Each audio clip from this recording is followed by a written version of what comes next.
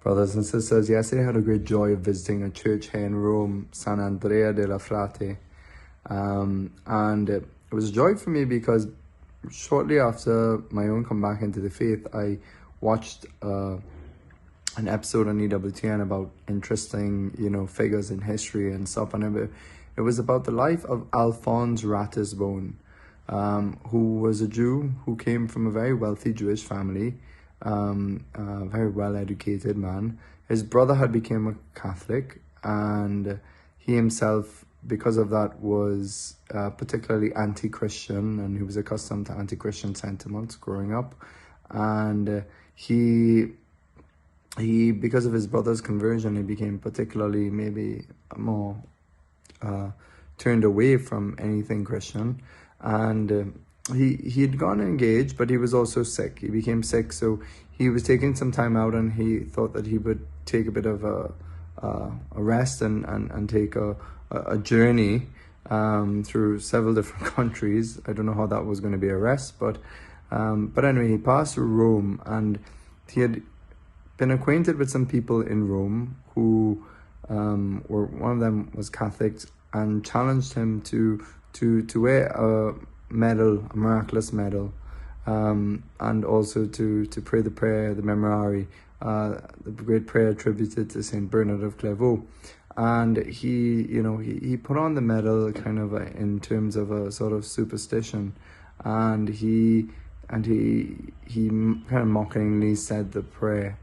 And he stayed on in Rome for a little while longer because he was hoping to see the Pope, which never happened. But one day he was with a friend, and the friend brought him on this journey throughout Rome, and they stopped at this church of Sant'Andrea, and the friend kind of said to him that to kind of wait in the carriage because he was going to go and do a few business things, but he didn't want to stay in the carriage, so he jumped out and he left, and he went into this church, San Andrea della Frate, and he said it was a very deserted church. It was seemed to be abandoned. There was a funeral happening there, and then he had this tremendous experience where he saw Our Lady appeared to him, and the altars there marked with so many little signs that people put up in terms of miracles they too received.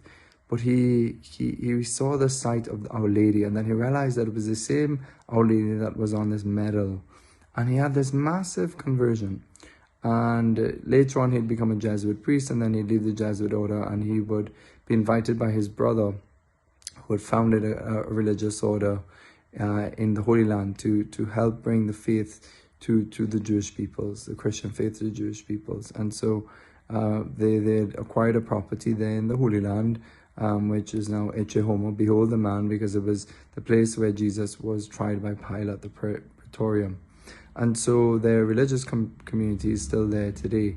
And so he's a huge figure. He was a very sort of a very well-known man in his time as well. And so the Pope set up a tribunal just to really verify the facts of this conversion, etc. But here are a few of his words that are touching. And he speaks about going into the church. And he says that when he went into the church, he said there was no work of art that attracted my attention. I walked around mechanically, looking around without thinking anything in particular. I recall only that there was a black dog that was jumping and dancing around in front of me. As soon as the dog disappeared, the entire church disappeared. I no longer saw anything, or rather, my God, I saw only one thing. How can I describe it? Oh no, human speech cannot attempt to express the inexpressible. Every description, no matter how sublime it would only be a profanation of the ineffable truth. There I was, lying prostrate, bathed in my tears, with my heart outside of myself, when his friend called him back to life. A beautiful description. Bathed in my tears, with my heart outside of myself. I could not reply to his hasty questions, but I took the medal that I had on my chest, and with great affection I kissed the image of the Virgin, resplendent with grace. Oh, it was truly her. So this who he had seen. I did not know where I was. I did not know if I was Alphonse or someone else. I felt such a total change within me that I believed that I was someone other than myself. I tried to find myself, and I did not find myself. The most ardent joy sprang from the depths of my soul. I could not speak. I did not want to reveal anything. I felt within me something solemn and sacred that made me ask to see a priest. I was taken to him, and only after he asked me to was I able to speak as best as I could, on my knees with a trembling heart. I came out of a tomb, out of an abyss of shadows, and I was alive, perfectly alive, but I was weeping. I saw at the bottom of the abyss the extreme miseries from which I had been rescued by an infinite mercy. I shivered at the sight of all my iniquities, and I was stupefied, softened, lost in admiration and gratitude. I thought of my brother with an unspeakable joy, but together with my tears of love, I also wept tears of compassion.